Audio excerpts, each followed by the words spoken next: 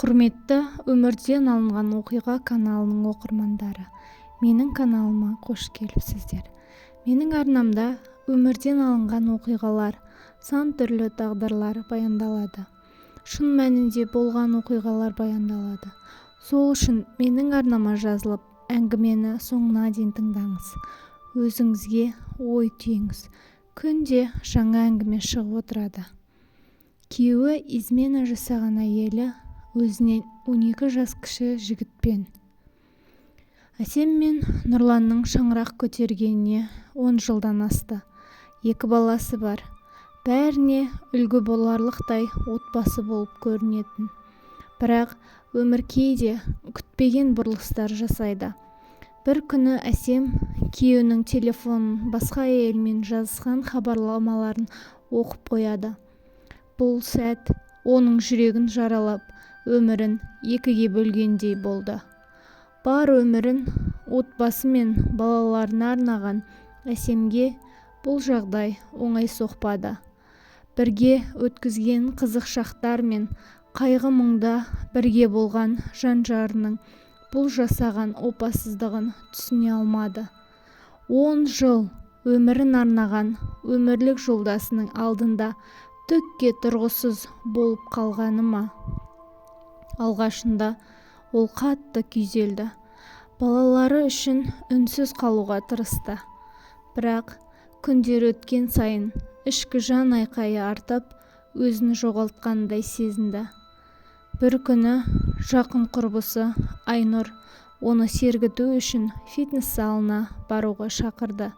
Өзіңді ойла, өзіңе көңіл бөл, деп қайталаумен болды. Фитнес залында Әсем жаттықтырушы Әлимен танысты.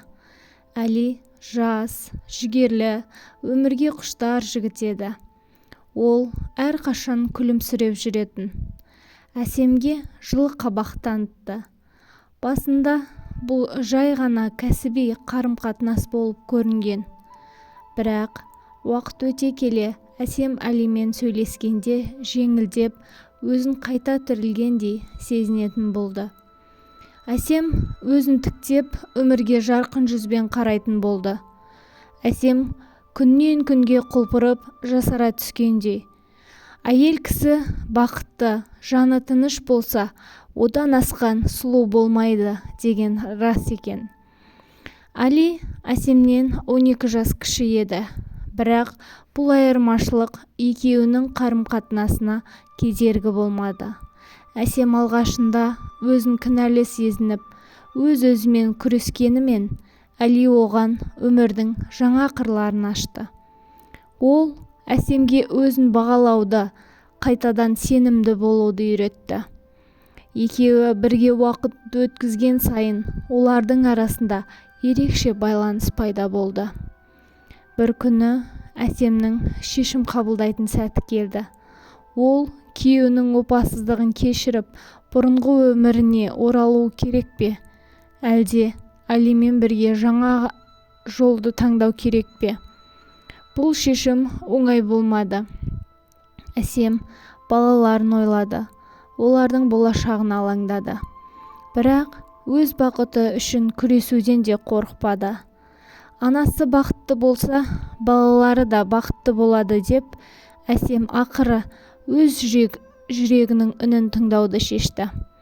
Ол Нұрланға өз сезімдері мен реніштерін ашық айтып, некені аяқтауды ұсынды. Бұл шешім оның өмірінде жаңа парақ ашты. Әлимен бірге болашаққа сеніммен қарап, өзін әйел ретінде қайта тапты. Бұл оқиға Әсемнің өзін бағалауды, өмірде өз бақытыңды іздеуден қорықпау керектігін үйретті.